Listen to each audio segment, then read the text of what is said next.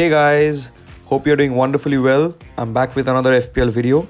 Loads to discuss since we have fresh double game week announcements and we will be discussing premium assets, keeping the double game weeks into consideration, and also the transfer plans and the team selection for game week 23. Now, if you are new to the channel, please watch till the end and I'm sure you will find value out of it. Now, before I begin the video, let me quickly tell you about a brilliant fantasy game that's trending now. It's Sorare. I'm partnering with them and it's a fantasy football game that transforms fans into owners. You can build your own teams with digital player cards, trade, buy and sell to optimize your squad, and compete with owners worldwide, just like you can do in FPL, right?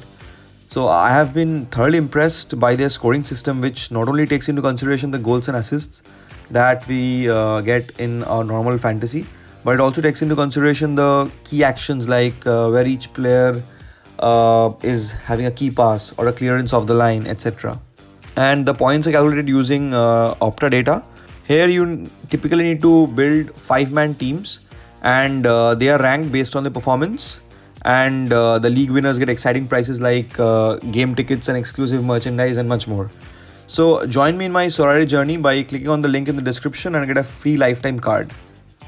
In game week 22, I got 76 points and also took a -4 hit. So eventually it's 72. And I also have Luke Shaw, Fernandez and Rashford to play against Leeds. So when I'm recording the video, this game has not gone through. So in goal, Kepa gave me 10 points. And he kept a clean sheet. And in my defense, none of them could keep a clean sheet, and the likes of Trippier and White gave me a couple of points and Luke Shaw 5 with a match in hand. And in my midfield, De Bruyne and Martinelli blanked, and Bruno and Rashford were amazing in my midfield. So the transfer from Almiron to Bruno Fernandes was very pivotal, since Almiron just gave a couple of points. Thank God I don't have Almiron. And last but not the least, again, my favorite midfielder since the last 5 game weeks, that's Mitoma, who gave 11 points. And since the effective ownership was very low of Mitoma, again, he pushed my rank a lot. And amongst the forwards, rarely Erling Haaland blanks, but this was one of those game weeks where he blanked. So he gave me a couple of points, and Harry Kane gave me 8 points. So overall, it was a very fruitful game week in my opinion, and I saw a 100k rank jump, and currently my rank stands at 214k with the Leeds and United fixture yet to be played. Now it is very important before making any transfer plans as to look at how the game weeks come thick and fast, and where probably we can chip in those important crucial players who have multiple double game weeks in the times to come. So if you watch the Ben Crellin Excel sheet that is very famous, you will understand that the likes of Arsenal and City have a double game week on 23, and Arsenal also have a double game week on 25 where they play Leicester and Everton, right? And also the likes of Liverpool, Wolves and Everton double in game week 25. So in my opinion, you should bring in Arsenal players right away, and also probably you can look at a Tarkowski or anyone from the Everton side in order to cash in on the double game week 25 that we have, and we plan accordingly and do the transfers right away so that you don't have to take any hits before game week 25, right? Like, so as I mentioned that we also have a double game week of Liverpool in game week 25. But if you see this chart, this shows the expected goals and the other metrics after the football restarted after the World Cup. Basically, here you can see that the XG of open play is very low for Liverpool, and also the delta that we have is huge, right? 5.35. So that shows that they are not performing in their caliber, and the likes of Mohamed Salah or Darwin Núñez is a bit doubtful in my opinion. So I will not look for Liverpool assets, but I'll stress on Arsenal assets. So having said that, let's look at the transfer plans for this game week. So I will be looking to drop Bruno Fernandes and bring in either one of Saka, Mahrez or ODEGAARD. Now the selection of Mahrez is a bit dicey given the pep roulette and also the fact that he might not have confirmed minutes in the double game week. So I'm leaning more towards a SAKA or an ODEGAARD just because they have two double game weeks lined up on 23 and 25.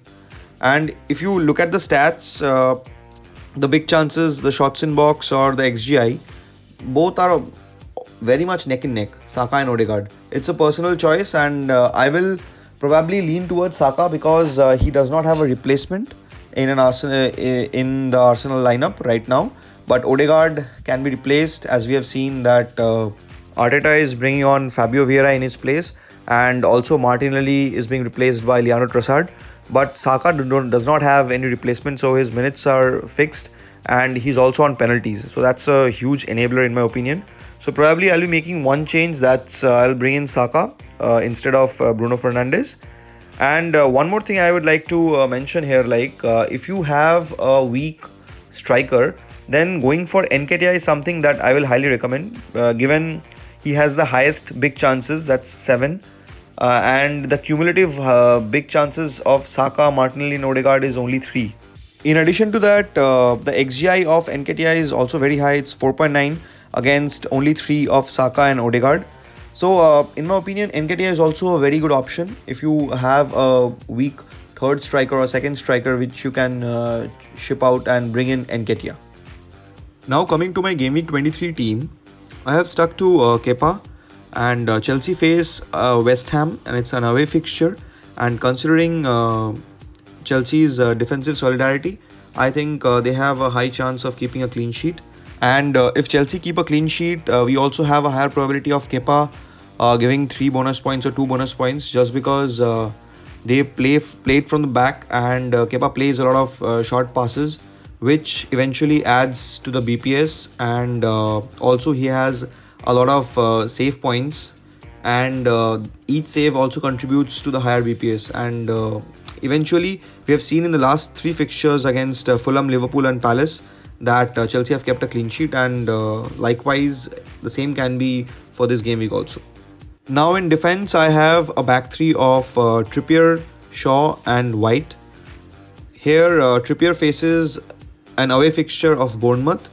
Bournemouth have been very lackluster, and they have a very low XG as compared to the other teams, and so Newcastle can keep a clean sheet in this fixture, and we can expect Trippier to give some attacking returns also.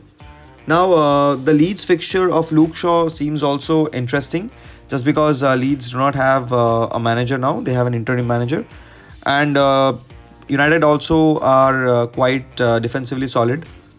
And my third defender, that's White. He has 2 games. One is with Brentford and the other is with City. Even though I do not expect him to keep a clean sheet with the City fixture, but Brentford he might, because Arsenal have been one of the top teams for XG conceded.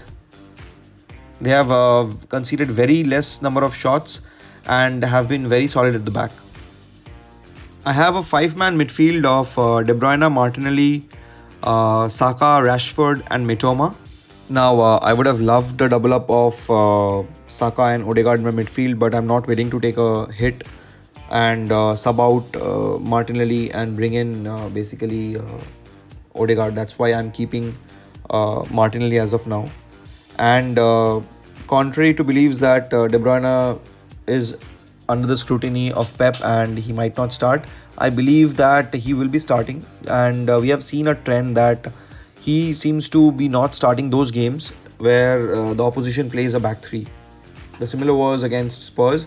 So but Villa are one of the sides who have conceded as much as 12 big chances in the last 4 matches, with only Liverpool allowing more. So I'm quite hopeful that De Bruyne will be starting in this game against Villa, and also in the Arsenal away fixture. Now coming to Saka. Saka is someone that is on penalties and has the highest XG amongst all the midfielders that we have from Arsenal.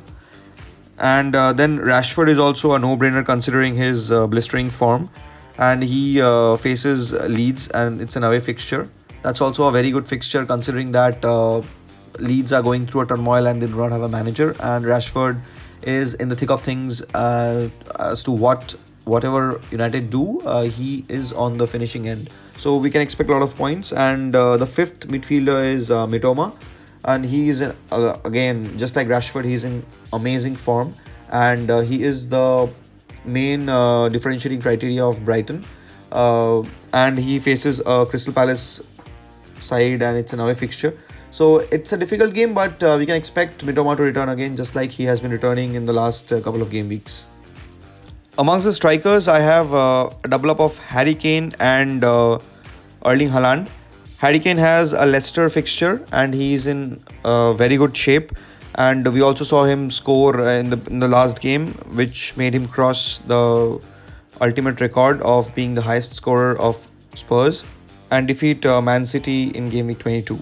Now coming to Erling Haaland, he did not have a good game against Spurs. He was kept quiet throughout the match.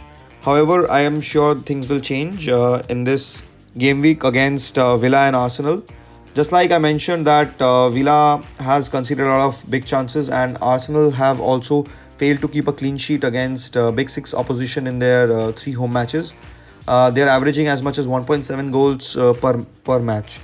So I'm quite hopeful that Erling Haaland will be shining, and he is my captain for this game week. Now the triple captaincy is up for debate since I saved it in game week 22, and I was hoping that I will use it on Erling Haaland this game week. However, I would like to also take some time and think through it, and I'll be posting my final team on Twitter, so you guys can check my team there, and you'll get to know whether I'm triple captaining Haaland or not. So that's it, guys. That was all about the Game Week 23 team selection and the transfers and everything. If you have watched till the end, please drop a like and subscribe to my channel and help me grow. And also don't forget to check out Sorare and get a free lifetime player card if you join from the link in the description. So all the best for Game Week 23, and I'll catch you guys in the next one.